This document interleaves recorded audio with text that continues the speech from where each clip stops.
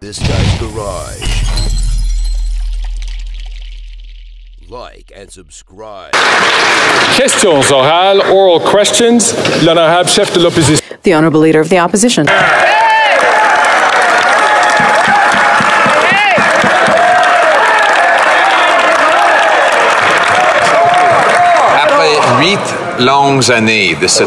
After 8 long years of this Prime Minister, he's not worth the cost, and especially in Quebec, where the inflation rate has hit 4.8%, higher than elsewhere in Canada.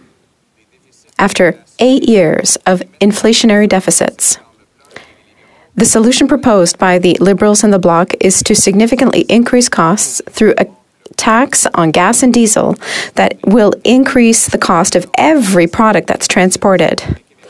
Will they put an end to these inflationary policies so that Quebecers can buy food and gas and housing? The Honourable Minister. Merci, Monsieur le Président. Nous n'avons aucune leçon. Thank you, Mr. Speaker. We have no lessons to take from the Conservatives. What the Conservatives are proposing for the Canadians listening to us is to cut services, cut investments, and cut the future of Canada. We have a plan to help Canadians prosper in the 21st century economy. And what Canadians are realizing is that the Conservatives are too dangerous for our country. Thank you.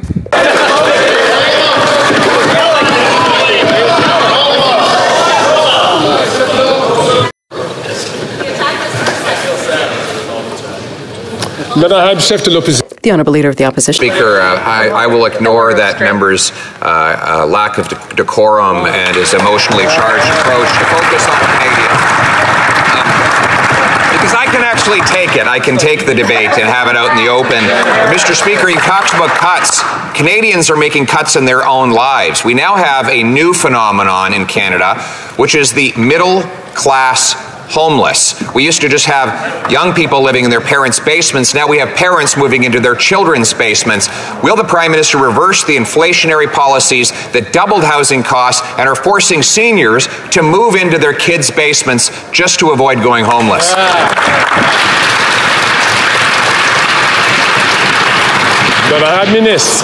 Mr. Speaker, I thank the honourable colleague for the question.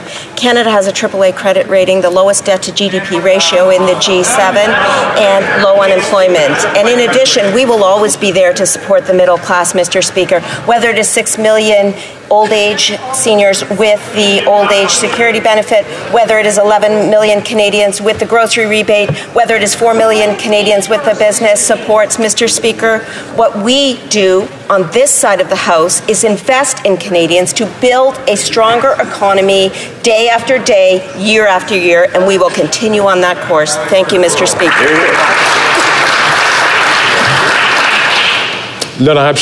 The Honourable Leader of the Opposition. Incompetent rating agencies mean absolutely nothing to the, quote, unhoused seniors who say that for affordable housing in Metro Vancouver, that the only thing that turns up is nothing, nothing, and nothing.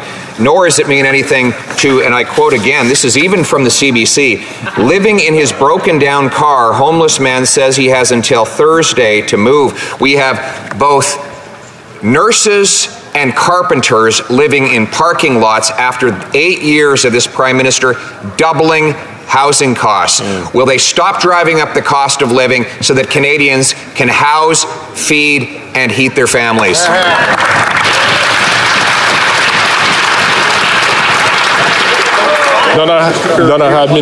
The Honourable Minister. Very much, Mr. Speaker, and here's the truth for seniors. Fixing the global inflation problem is not going to be fixed by cutting dental support to 3.5 million seniors, and that's what the Leader of the Opposition would do.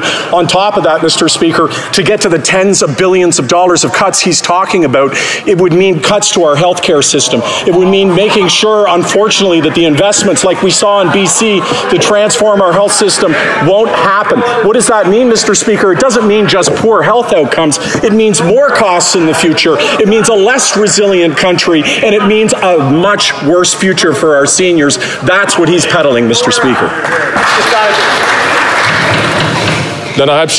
The Honourable Leader of the Opposition. Actually, this government that is promising over $10 billion of cuts right now because they suddenly woke up and realized that they were bankrupt. When we were in office, we actually managed to balance the budget while growing healthcare spending every single year. In fact, growing it faster than the current government. But today, the biggest threat to the health of Canadians is homelessness. People are losing their homes because this Prime Minister has doubled the cost of housing. Will he realize, with people living in parking lots, that after 8 years, he's just not worth the cost?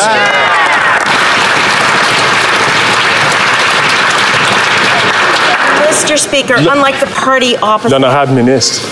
side of the House, we don't balance budgets on the backs of Canadians. On the contrary, Mr. Speaker, we invest in Canadians. Let me give you one example, Mr. Speaker. Lifting almost 500,000 children out of poverty with the Canada Child Benefit. And every single time there's an opportunity to support Canadians, Mr. Speaker, what does the other side of the House do? They vote against. Collinswood. That is not the way in which we will build a strong economy. Once again, I'd like to remind members to please conduct themselves in a way that is appropriate. And I'll also ask members to please keep the voices down so the speaker can hear at least what is going on. If not, the members would ask a question. The Honourable Leader of the Opposition. Mr. Speaker, the member is right about one thing. They don't balance the budget on the backs of Canadians. They run massive inflationary deficits on the backs of Canadians. On another matter, Mr. Speaker, our hearts were broken to see a hospital in Gaza struck by a missile. Disinformation peddled by Hamas and regurgitated by CBC was then amplified by the Prime Minister. Does he agree with President Biden that the offending missile originated with terrorists in Gaza?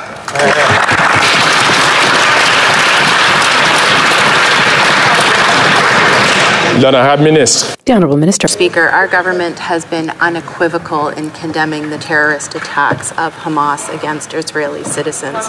We are also adamant that attacks on civilians are wrong. We call on all parties to observe international law.